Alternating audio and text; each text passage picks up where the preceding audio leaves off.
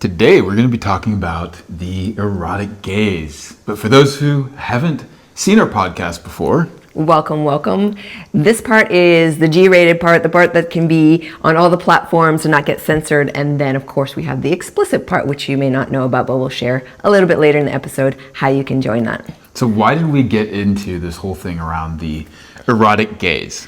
Well, just the other day, I was having a conversation with a beautiful person, and they brought up this idea, like we seem to know generally what the male gaze is, but could you tell me what the female gaze is? And I remember just going silent, going, wow, this is a really deep question, and I can't answer it in 30 seconds. And then I came to you and I said, I think we need to explore this. And I was more than happy to do so. So today I'm going to actually be the one sort of leading the conversation a little bit. And let's start off with looking at just... because we want to get down to it. So what is the energy behind sex? What is the energy around life even? So give us a definition, because you've written about desire around eros versus how people typically see erotic. Yeah, well, let's keep it really simple. So let's use the word erotic, which can be triggering for a lot of people. If we replace that word. Well, I think normally of erotic, well, I've been around for a bit. A lot of people think of erotic as, pornography, and kind of like, let's just have sex, and maybe a little bit kind of harsh or whatever. Yeah, I don't know. It just comes with stigma. For some, it's fine, but a lot of people, it's like, ooh, that word. So if we replace the word erotic with aliveness, then it tends to relax people. And that's actually my direct experience of it, visiting and living in Greece and speaking to elder people like who have the language that's very intact. I remember an elder woman, she'd just come back from a rock concert, and I was like, oh, how was it? She's like, I was so full of eros. And I was like, wow, I've never heard anyone, English speaking, use the word eros in that way. But what she was saying, she was lit up from the inside out by that incredible experience of music and being around people and just the whole energy of it. And she was delighted with it. There was no shame in it. And that's, I think, the important part of the definition. It's that feeling of being so lit up, so alive, and there's no weirdness, no shame to it. It's just like the pure joy of feeling deeply alive.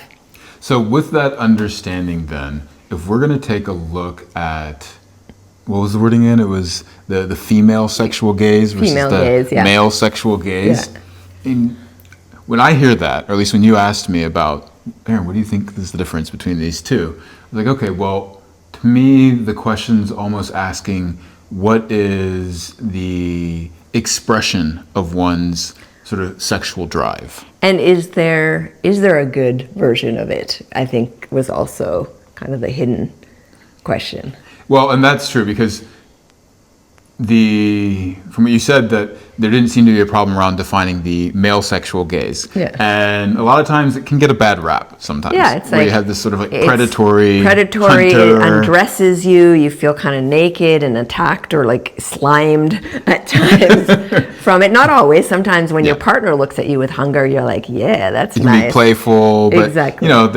There's consequences sometimes. Yes. Well, but the funny thing is, though, is that, so I remember when I was teaching English at the University of Michigan, and there I had a student, and she was a Mexican woman. She's probably in, let's say, her 50s or so, and she was talking about how she used to hate being catcalled, because in Mexico City especially, there's just a lot of catcalling. It's part of the culture. She'd hate it. She didn't like it. She would visibly show that, and it would happen all the time. But then once she hit a certain age, she'd walk down the street, and she was like, it's rather quiet. Where's the cat calls? Yeah. And it wasn't that she missed necessarily the pushiness of it, but there was an attention that was missing. And she was like, well, what's going on? I still have this. What's happening? I'm not invisible. Why are people noticing me? It's actually what I feel when I come to Greece. I don't know if you've ever visited Greece, but the Mediterranean men in general have this gaze. Oh, yes. I love this story. Just shamelessly guilt-free look. I mean, they really look. They look up and down and all around, and they just look. And if you're not used to it, you're like, whoa, that's a lot of looking. Well, you even say when you travel out for a while, and then you've been like in the U.S. or whatever, and then you come back, then you're like a little bit, oh, what's... Yeah, but then when I leave and people aren't looking, I'm like, hey, why aren't you like checking? So it's, I think what you get what's used wrong to. with you? This is nice. Why you not look? So I think there's a cultural aspect to the gaze as well. Yeah. Well, just before we jump into then the sort of male-female sexuality, because this can be a bit charged, let's just distinguish what we're speaking about with gaze from gender identity and sexuality. I'm going to just go quickly through it, not to dive too far into it, but gender identity is how you identify yourself, and that could be, frankly, anything. Yeah. And sexuality is who you are attracted to, right? And so you'll typically think of either homosexual, heterosexual, bisexual, and then All sexual, right? All sexual, pansexual, ecosexual. Exactly. There's a lot of it out there. There's what is it? The sapiosexual. That's what it turned on. I think I have many of those titles.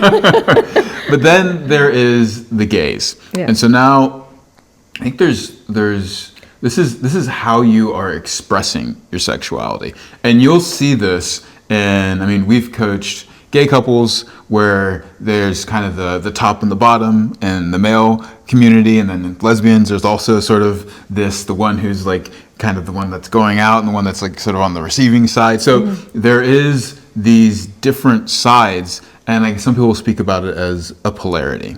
Yep. So from that perspective now, if we're just talking about, and for biological sake, we'll call it the male and the female gaze, because that was what the question was. It was, and in truth, that's everywhere in the animal kingdom. Yes. Essentially.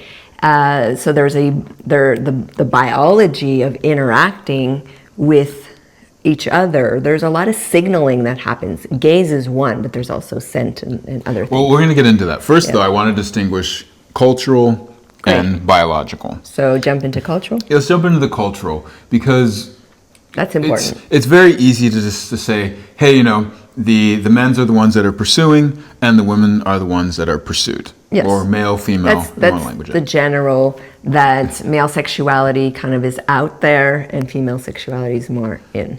And I remember you telling me about a study they did on speed dating, and I would love for you to tell me. Synopsis. Yeah, exactly. Give me a synopsis of that, because it challenges the cultural norm. Yeah. So what I loved about this study, it starts off with, so every study, the way it's formed, usually proves the assumption of the person doing the study. So the first assumption that the scientists had was, well, if females are the receptive ones, we'll put them in stationary positions, and then we're going to move a group of males 1 minute per female around, so that the males are circulating and meeting all the females, but the females are also meeting all the males, but they're not moving. Yes. So they go through that. Lo and behold, the results is females are receptive sexually and males are more aggressive and really go for things. And that was kind of the end. But then one of the scientists said, well, what would happen if we role reversed? And so they had the men sit down, and then they're like, okay, ladies, you're the one that's going to move around. You have 1 minute to see if you really like this guy or not. Go. And then the results were stunning. Exact opposite happened. The male suddenly became passive sexually, and all the insecurities and things of like, am I going to pass? Am I okay? Am I attractive? Like those things came up. And then the females, they became more aggressive. They're like, oh, I can have anyone I want. I can walk over here. I can do this and I can have that. And so they realized that the behavior was shaped by how people position themselves. So I thought that was really cool. Essentially for us, the conclusion is we have a little bit of both. Well, I would also say too that if you think about how people were positioned, you are creating a culture, which then, and that kind of culture, I have to say, is a bit transactional. Yeah. It's a bit looking at a catalog, and I mean, I've definitely had some... Well, it reminds me of a nightclub.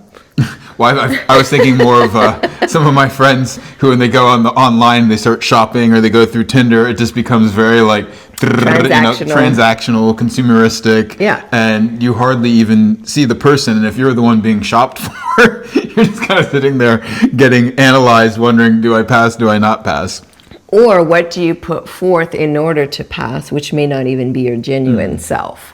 So it conditions people to kind of peacock around, I suppose, which is actually kind of part of a mating ritual, is that we do have peacocking that happens naturally. Let's get into that in the biology, but just before we do that, I want to say that looking at some studies where they specifically to the female body introduce birth control, and they notice that there's some different tendencies. Yes, absolutely. So a woman without birth control, when she's ovulating, will have a tendency to pick very male, masculine features.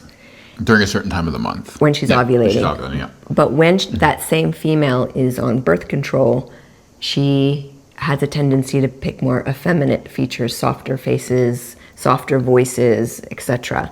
Well, I was also reading too that they actually are choosing less according to the different biomarkers that would signal a healthy mate. Yeah. So that's offspring super purposes.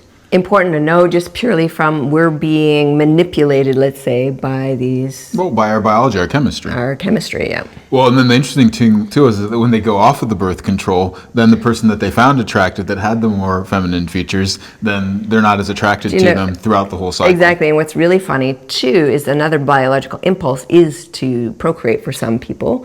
And sometimes you go crazy in this phase of like, I need to make a baby. Yes. And you're going crazy, and so you just pick someone and you get pregnant, and then you wake up later with the baby, and then there's this person, you're like, why did I choose you? Like, it was really a biological, I used to call it biological insanity, but it really, people didn't like that. But it's a moment where you're no longer lucidly thinking and your biology is running the show. And I think that's actually important to just have that awareness. That's why I love sexual practice. I love being able to track myself and going, oh, where is this decision making coming from? Well, I think the piece that makes it insane is that we live in such a nuclear family that there's not a community. So if you were in a community and you just chose this person because that's where you needed to, I mean, if they then don't show up as the one and only partner in your life, then you have the community support there. Yeah. However, if all of a sudden now you need to be isolated with that person, that's where you're like, wait, was that really the right person to like isolate myself with? There's a lot of other things that go into that choice. I think that's why the pandemic lockdown really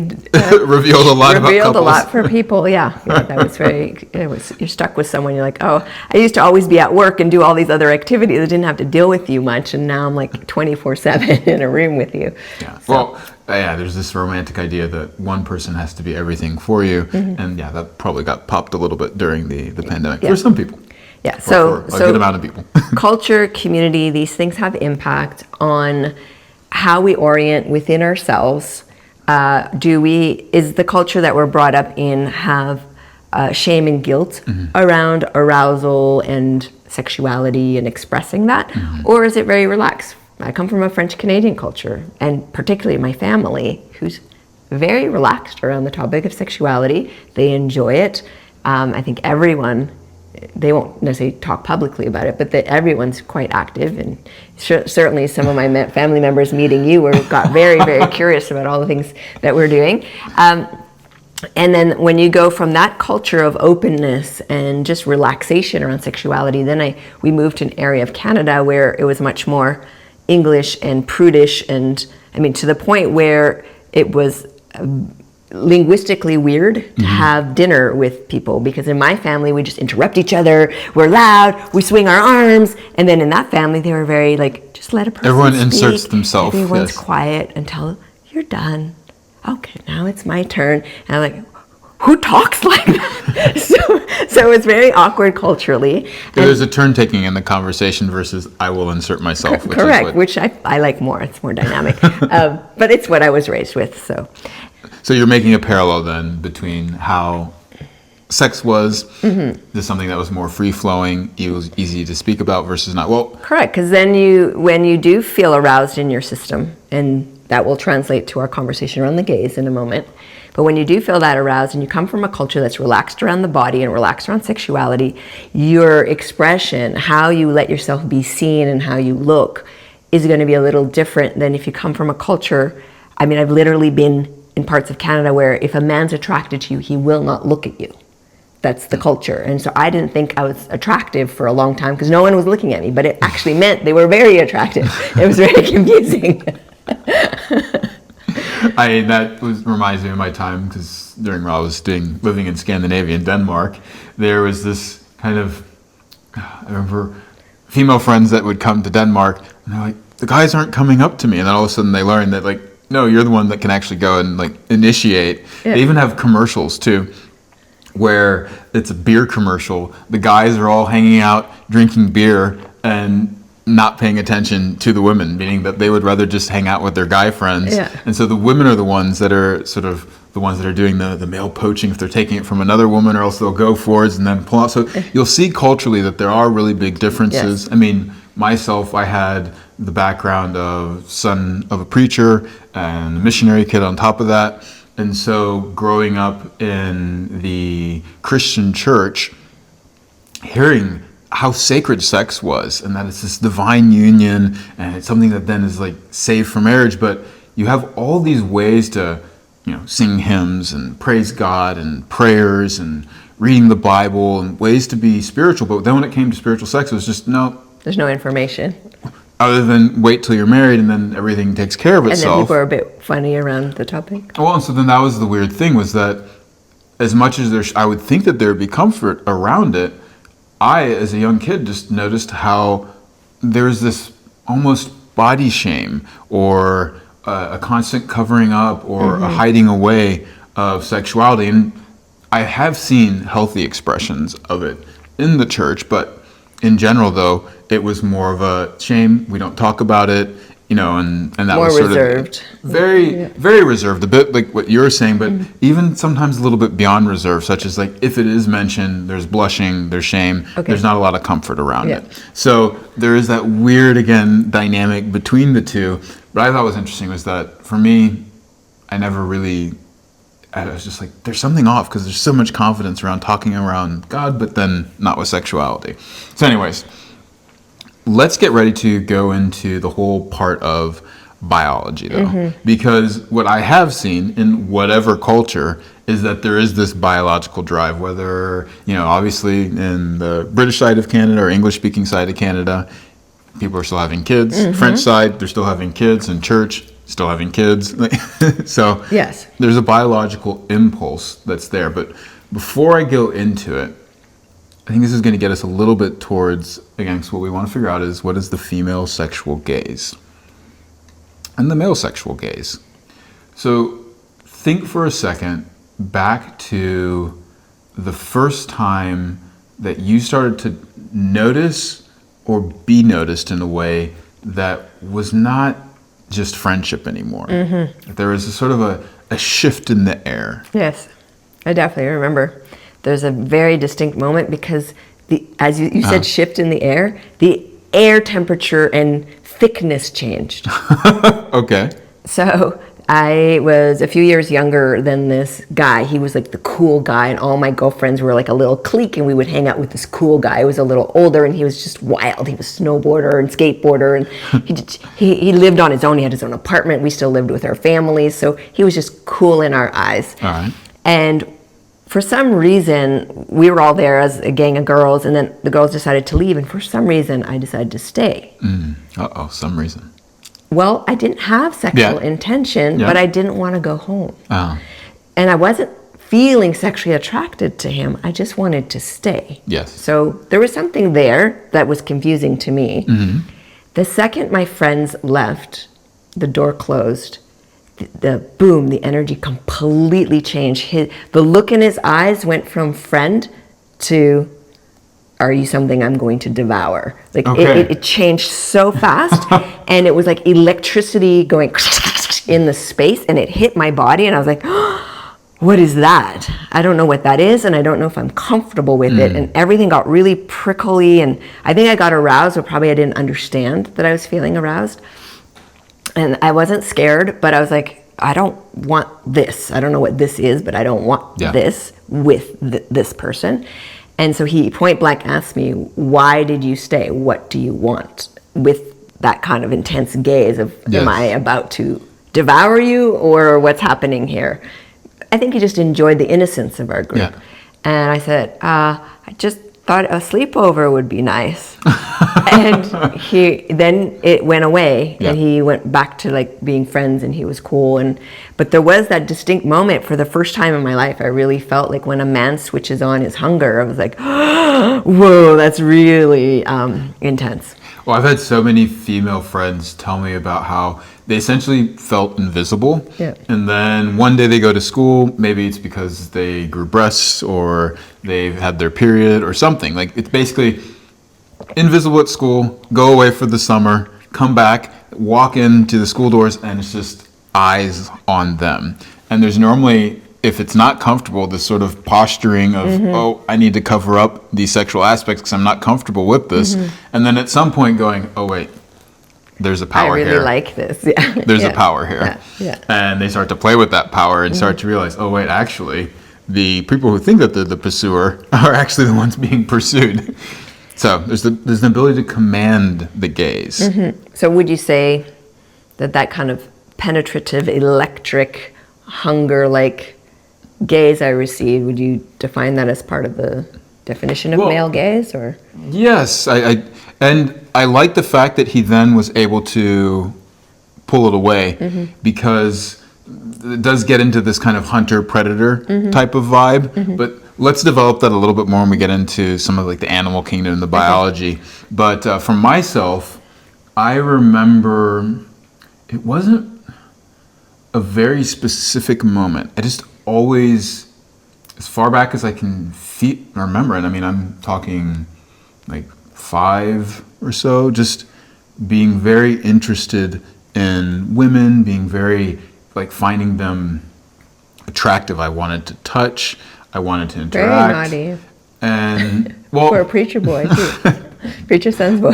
Maybe that explains a lot. But it was interesting because of that, I would actually sort of try and hold it in, meaning that I wouldn't express it because I was like, oh, okay, well, this is something that's reserved for marriage. And so I was very romantic at that time of like, oh, well, this person here I could spend a lifetime with. And then I felt that I could express it. So that's why then I would look at it having those relational conditions and very much like fall in love. And I think it was probably before even the girls were realizing it. Whereas then later, as I had definitely sexual explorations with my next door neighbor and being very interested in specifically the vagina. Now, I won't go into the details of it, but there was a time period that I just remember being very focused on this, like with my Sunday school teacher even once. She was sitting down and her dress was kind of open, and I remember being very curious to look like, what's going on in there? Naughty. Does she have underwear on or not? Very naughty.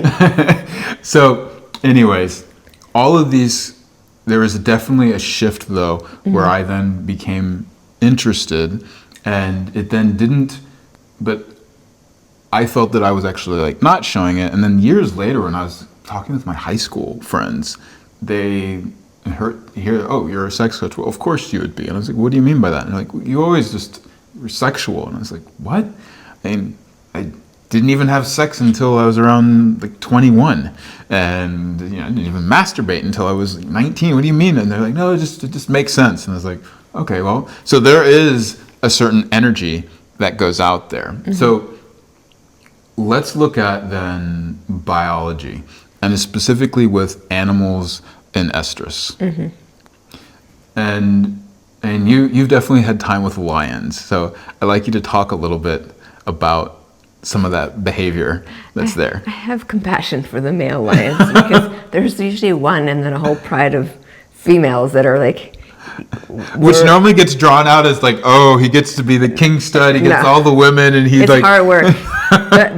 In the wild, the males only live maybe up to 6 years, whereas in captivity they can live up to 30 years. So it's a tough life. But anyways, I think we project our human stuff there. But in that community, that pride, when the females go into estrus, they're fertile. They will go into lordosis. They will stick their butts in the air. They'll run their tails in the face of the lion. Like they're really like, I am here check me out, I need you, I want you, like, but not in a human way, but in their way. And to the point where even if they were having sex with the lion, it's not enough. Like, I think, I don't know how many times a day, I think it's 30 times. It's a lot that the lions do this. And the females will like bite their balls or something. If they feel that they're not done yet. Enough. It's not enough, even though it's been 20 times, but she wants more because the biology is so insistent.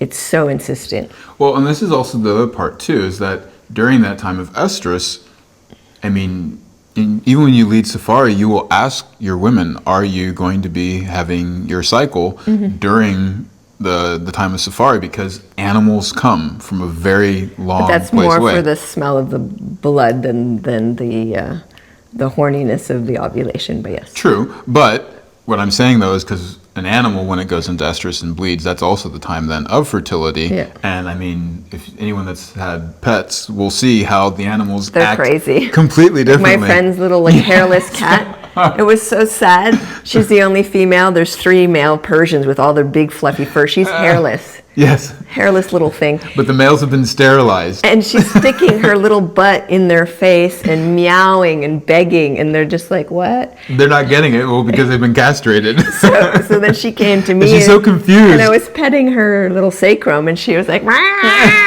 And I was like, okay, honey, I get it. She's getting at least some activity that way. Yeah, so it's a very intense influence in our biology. And I think we were discussing also in human beings, in terms of receptivity and the egg and the sperm, like we often in the past have defined it that the sperm is going out to get the egg. And it's the fastest one that races, the first one there, there, it's yes. going to be the winner, so it's the strongest, it's the alpha sperm. But actually what they've now discovered, it's that the egg is the one choosing. So even if you get there first, you may not be the one she wants.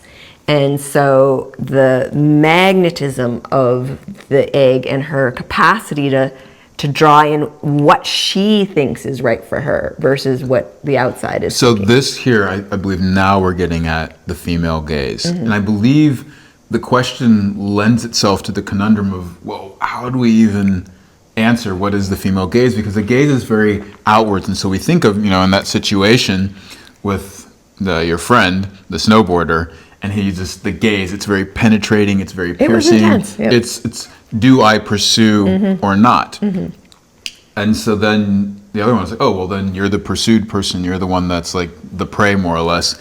But that's not. But there is a actually, gaze. There is a gaze. Well, there is a gaze. Yeah. However, if we think about it, they've done experiments as well where they have men on one side of a curtain, or even, I don't know if it's even glass or something, but You can't see the female. You can't see the but female, you can smell them. but yes, you can smell. So I think they did it with the glass and without the glass, but where they were then consistently choosing the one that was in ovulation. Yeah, without even seeing how she Without looked. even seeing how she looked. Yeah. And this was extremely powerful because it's showing that, okay, yes, the male might then take those first steps of pursuit to then cross the distance to find the female. However, there is this other part, which is there's this magnetism that happens both biologically, but I think can also then be actually in the gaze. Yeah, which is this drawing in.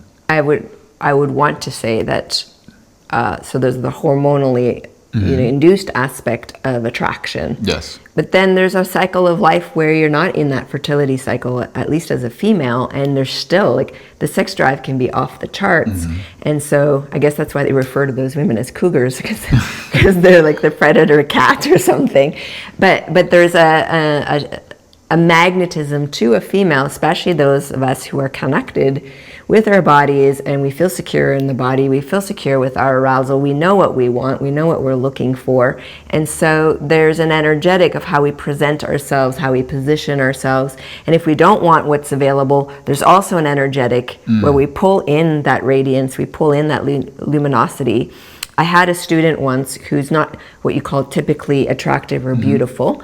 I thought she was, but in just socially where she was living, older and a bigger lady. And she did a practice called ovarian breathing, which we can do more of in the explicit side. But she was doing this and she emailed me, she's like, I don't know what to do. It's like bees to honey. I can't keep them away. It's like and she was past her fertile time, but she was doing this breathing, and there's this inner honey-like glow that a woman gets when she's really attuned to her ovaries. Well, let's see where I want to go with this. I would say that, so if we were then to look at the fact that there is this magnetism, to me, because I always like to bring it back then to the actual embodiment of it. And this is a really important piece, because I'd say that this is sort of the way that the female is, you can almost say, showcasing, in the sense that her biology is putting the signals out there. Or you could also say, if it's then not a biological thing, from just the way a woman will position herself, will kind of open herself up, then the male looks, chooses, heads over. The male then showcases, which you'll see in nature. Yeah. And then the woman will reject or choose as well. Yes. Now, you told a story about how sometimes you'd have guys that they think they would be choosing you all, like you and your friend would be at a club or something like that, but you actually already had kind of gone, I want his attention. Oh, correct, yeah. Tell a little bit about that. I think it's important.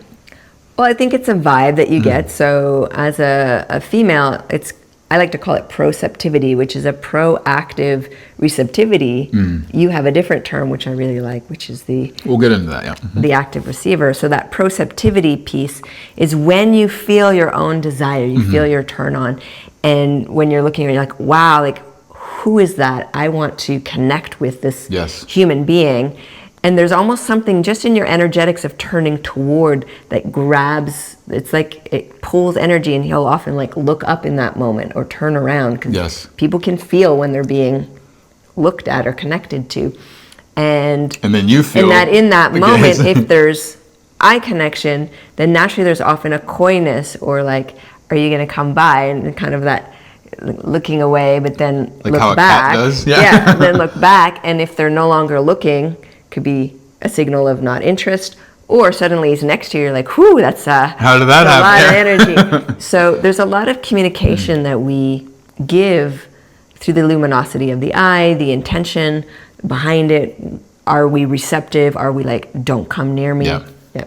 Well, and this idea of how polarity is normally spoken about, where it's, no, the woman is passive, receiving, she goes into surrender, and then the guy comes and he's the one that's doing everything, especially during the act of sex. Yes. Or even, no, the guy is, it's just more of the tantric perspective, the guy is the steady rock and just stays in one place, and then the woman dances around. It doesn't really talk about the both end and this transference or this transformation that happens in the dance. So you'll typically hear, for instance, in the tantric circles that, you know, a woman should just open herself, surrender during the act of sex, which... Well, that's actually sold as real femininity, is your capacity. The level that you can surrender determines how much feminine energy you embody. Which is why I think it's difficult then to say, well, where's the female gaze in that? Because it's just like, are you just sort of waiting for the person to come? Surrender is one thing. It's a big thing. For us to open our bodies is the most vulnerable thing ever. Like, we're actually taking another body into us. It's not an easy thing. Then there's the whole psychic aspect, the energetic aspect of that. So to be able to surrender, there's a choice making in that. It's like, I choose to trust you. I choose to let you lead. I choose to give you the space that if I completely let go into pleasure, you're going to protect me, you're going to guide me, you're going to enjoy this experience, you're going to help me even go maybe to places I've never been. So this is very much, if we're going to go back to the female gaze, when the pupils dilate, the light comes in. It allows it to be pulled in, and then we can see. Now, you said that there's a choosing to open, and that's very different than just be open or just surrender, or the other one says just let go. So there's a very important fundamental piece with suction sex that I've developed, that you have, that is bidirectional, meaning that it's just not one person entering and going in. It's like a conversation between bodies. Precisely. And part of that bidirectionality is that the person on the receiving side, because it doesn't really matter what orifice we're talking about, what sexuality you are, because we've seen this problem, this same struggle around Everywhere. penetration come up across the human board. Yeah.